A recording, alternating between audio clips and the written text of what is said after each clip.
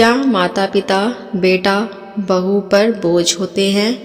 एक बार एक बेटा अपने बूढ़े और कमज़ोर पिता को कंधे पर बिठाकर नदी की ओर ले जा रहा था।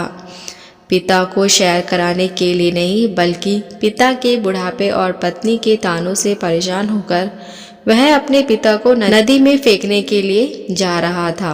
पिता भी इस बात से परिचित है कि बेटा क्या करने वाला है। अब नदी का किनारा आया तो उसने अपने पिता को अपने कंधे से नीचे उतारा। पिता ने अपने बेटे से कहा, बेटा मुझे नदी के बीचों बीच में फेंकना, नदी किनारे पर मत फेंकना। बेटा आश्चर्यचकित होकर पिता को देखने लगा और पिता से पूछने लगा, क्यों बीचों बीच, क्यों किनारे पर क्यों नहीं? पिता ने जो कहा वह सुनकर बेटे का सर चकरा गया। पिता ने कहा कि मैंने भी अपने पिता को नदी के बीचों बीच फेंका था।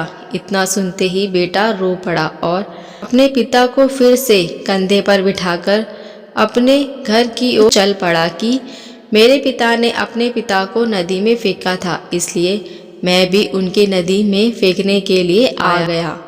और अगर आज मैं अपने पिता को नदी में फेंकूंगा तो कल मेरा बेटा भी मुझे नदी में फेंकेगा। कहानी काल्पनिक ज़रूर है, हम जैसा बीज बोएंगे वैसा ही फल काटेंगे, जैसी करनी वैसी भरनी।